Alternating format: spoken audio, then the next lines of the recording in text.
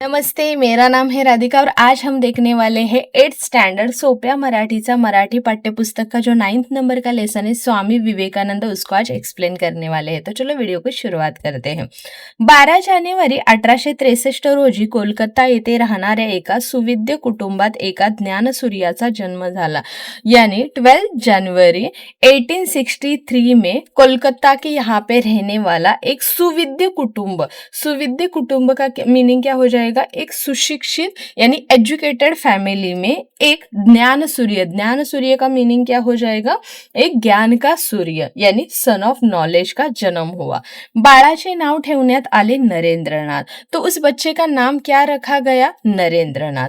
या नरेंद्रनाथांचा स्वामी विवेकानंद झाला तो स्वामींचे गुरु रामकृष्ण परमहंस यांच्यामुळे। तो उस बच्चे का नाम क्या रखा गया था? नरेंद्रनाथ। बट उसका स्वामी विवेकानंद कब हुआ? तो उनके जो गुरु थे, उनके जो टीचर थे, उनका नाम क्या बताया है? रामकृष्ण परमहंस। तो रामकृष्ण परमहंस की वजह से ये नरेंद्रनाथ क्या बन गए? स्वामी विवेकानंद बन गए। गुरूंच्या सहवासात स्वामी नरेंद्रनाथांना त्यांच्या आयुष्याची एक दिशा मिळाली एंड जब वो अपने गुरु के साथ रहते थे, उनका नाम क्या था? रामकृष्ण परमहंस। तो उनके साथ रहते रहते उनकी लाइफ को एक नया डायरेक्शन मिल गया। किसकी? तो स्वामी विवेकानंद जी के। मन अधिकाधिक परिपक्व होत गेले, तो उनका मन अधिकाधिक यानी परिपक्व होते होते गए, यानी पूर्ण रूप से वो विकसित हो गए, यानी वो मॅच्युअर्ड बनते गए। संपूर्ण जगाला मार्गदर्शन करण्यासाठी तयार होत गेले और पूरे वर्ल्ड को ज्ञान देने के लिए, मार्गदर्शन यानी गाइडेंस, डायरेक्शन देने के लिए वो तैयार हो रहे थे।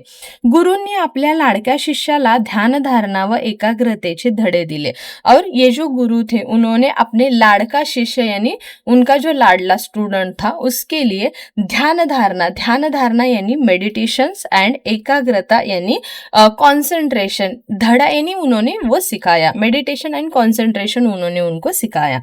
मानवता हाच श्रेष्ठ धर्म ही अमूल्य शिकवण गुरुनी त्यांना दिली। तो उनके गुरु ने उनको क्या सिखाया? तो मानवता सबसे बड़ा धर्म है, यानी humanity is a highest religion. ये किसने सिखाया? तो उनके गुरु ने स्वामी विवेकानंद जी को सिखाया। स्वामी विवेकानंद पूर्णपणे तयार झाल्यानंतर गुरुनी त्यांना अमेरिकेला जाऊन ज्ञानदान करण्यास सांगितले। यानी जब उनका एजुकेशन पूरा यहाँ का खत्म हो गया, वो पूरा सीख चुके थे, उसके बाद उनके गुरु ने उनको क्या बोला कि अब आपको क्या करना है? ज्ञान दान करना है, यानी आपके पास जो भी नॉलेज है वो सबको बांटना है, यानी टू शेयर योर नॉलेज। तो आपको अभी कहाँ पे जाना है? अमेरिका जाके वहां के लोगों को आपके पास जो नॉलेज है वो देना है। गुरुचे आज्ञा पालन करण्यासाठी स्वामी अमेरिकेला रवाना झाले। आज्ञा पालन का मीनिंग क्या होता है? तो आदेश का पालन यानी फॉलोइंग इंस्ट्रक्शन। उनके इंस्ट्रक्शन को पालने के लिए स्वामी कहाँ गए? अमेरिका के लिए रवाना हो गए यानी निकल गए। तेथे त्यांचे कार्य काही सोपे नव्हते, बट वहां पे उनका जो काम था वो इतना इजी नहीं था। अनेक प्रतिकूल परिस्थितींना तोंड देत त्यांनी आपले कार्य चालू ठेवले। यानी वहां पे बहुत विपरीत परिस्थिति यानी सिचुएशन थी, एडवर्स सिचुएशन में भी उन्होंने अपना काम चालू रखा। आपल्या भाषणातून आणि व्याख्यानातून त्यांनी अमूल्य दिव्य विचार प्रभावीपणे मांडायला सुरुवात केली। यानी अपने भाषण यानी स्पीच, व्याख्यान एंड लेक्चर, व्याख्यान को क्या बोलते हैं? लेक्चर। तो अपने स्पीच और लेक्चर से उन्होंने अमूल्य दिव्य विचार यानी उनके पास जो अनमोल दिव्य विचार थे यानी प्राइजलेस डिवाइन थॉट्स थे, वो लोगों के सामने मतलब रखने के लिए, लोगों को उनके पास जो नॉलेज था वो देने का काम उन्होंने स्टार्ट किया।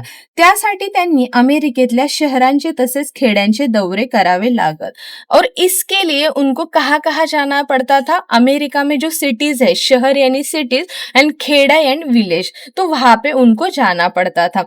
दौरा करना यानी उनको वहां पे विजिट करना पड़ता था। आपण जेव्हा एखादी गोष्ट अगदी मनापासून करतो तेव्हा आपोआपच ते काम करताना आपले चित्त विनासायास एकाग्र होते। यानी अगर हम कोई चीज अपने मन से कर रहे हैं या हमें उसमें इंटरेस्ट है, तो अपना जो मन है, चित्त का मीनिंग क्या होता है, हमारा मन, माइंड, विनाशायस एकाग्र, यानी उसको बताने की जरूरत नहीं पड़ती कि आपको फोकस होना है, एकाग्र होना यानी फोकस्ड होना है, वो अपने आप विनाशायस यानी आप बिना कुछ करे ही वो फोकस्ड हो जाता है. हे दाखवून देणारा एक प्रसंग अमेरिकेतील एका छोट्या गावात घडला. और यही दिखाने का जो एक प्रसंग यानी ऐसी एक घटना घट गई, कहा, अमेरिका की एक छोटे से गाव यानी विलेज में. त्या गावात नेमबाजीचे प्रशिक्षण देणारा एक युवकांचा गट होता और उस गांव में नेमबाजी यानी निशानेबाजी शूटिंग करने वाला एक गट यानी उनका एक ग्रुप था.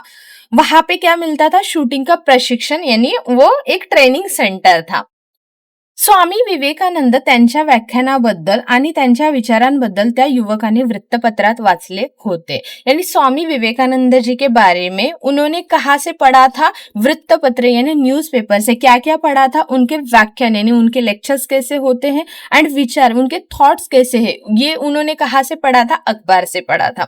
परीक्षा घ्यावी ह्या हेतूने त्यांनी स्वामींना आपल्या प्रशिक्षण केंद्रावर आमंत्रित केले और उनकी एग्जाम लेने के लिए, उनकी परीक्षा लेने के लिए इन बच्चों ने क्या किया, तो उन स्वामी को कहाँ पे बुलाया, प्रशिक्षण केंद्र यानी ट्रेनिंग सेंटर या ट्रेनिंग इंस्टीट्यूट, वहां पे उनको आमंत्रित किया यानी इनवाइट किया.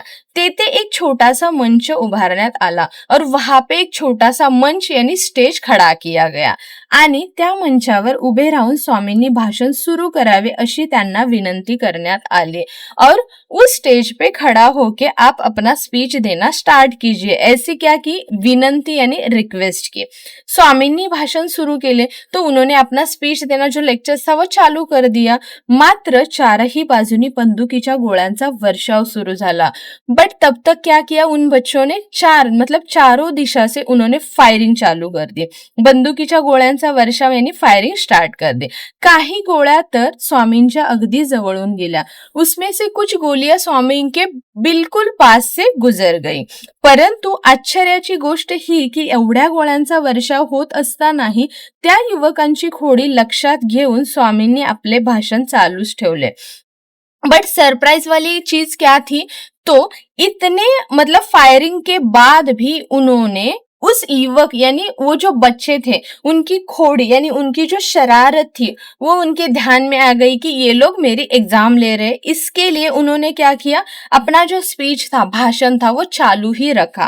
त्यांची एकाग्रता जराही भंग पावली नाही और उनका जो फोकस था वो बिल्कुल भी नहीं हिला था. यानी उनकी जो एकाग्र भंग पावना यानी भंग नहीं होने दिया या बिना बाधा के उन्होंने वो अपनी जो चीज यानी उनका जो स्पीच था वो चालू रखा. भाषण संपल्यानंतर ते सावकाश व शांतपणे मंचावरून खाली उतरले. आज जब उनका भाषण यानी उनका स्पीच खत्म हुआ तब वो सावकाश यानी स्लोली शांत यानी उन्होंने कुछ मतलब रिएक्ट नहीं किया, वो आराम से स्टेज के नीचे उतर आए.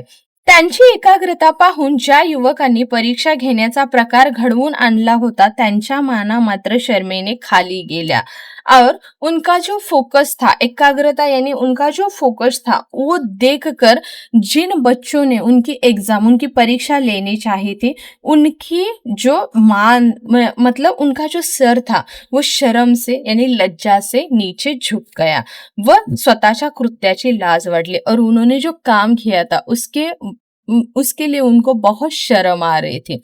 आखिर त्या युवकांनी स्वामींची माफी मागितली और लास्ट में वो जो बच्चे होते हैं जिन्होंने ये शैतानी की थी वो स्वामी की माफी मांग लेते हैं. उसके बाद है स्वामींची प्रभावी भाषणे प्रभावी होती यानी स्वामी के जो भी स्पीच थे वो प्रभावी यानी असरदार थे, इफेक्टिव ए इम्पैक्टफुल थे.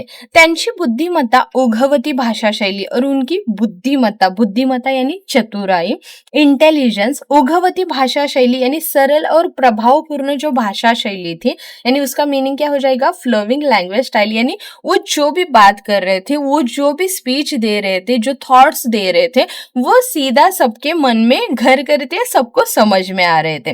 प्रभावी वक्तृत्व यानी उनकी जो भाषण कला थी, पॉवरफुल पब्लिक स्पीकिंग जो थी, हे त्यांच्या व्यक्तिमत्वाचे पैलू होते और यही उनके क्या थे, व्यक्तित्व के पहलू थे यानी फैक्ट्स ऑफ पर्सनैलिटी.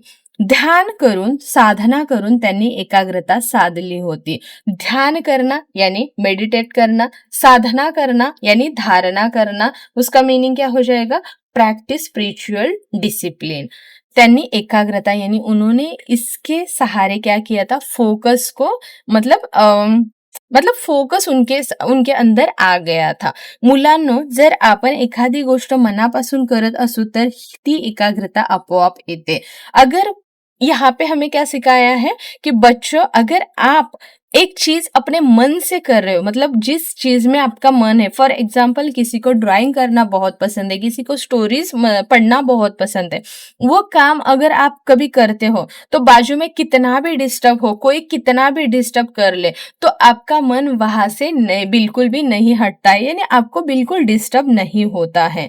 तो यही चीज यहाँ पे दिखाई है कि गोष्ट मनापासून करत असो तर ती एकाग्रता आपोआप येते, यानी वो फोकस अपने आप आ जाता है, मन विचलित होत नाही, यानी हमारा मन कभी भी डायवर्ट नहीं होता है आणि आपण आपले काम उत्तम करू शकतो. और हमने जो भी काम करने का ठाना है वो हम क्या करते हैं? उत्तम यानी एक्सलेंट बेस्ट तरीके से करते हैं.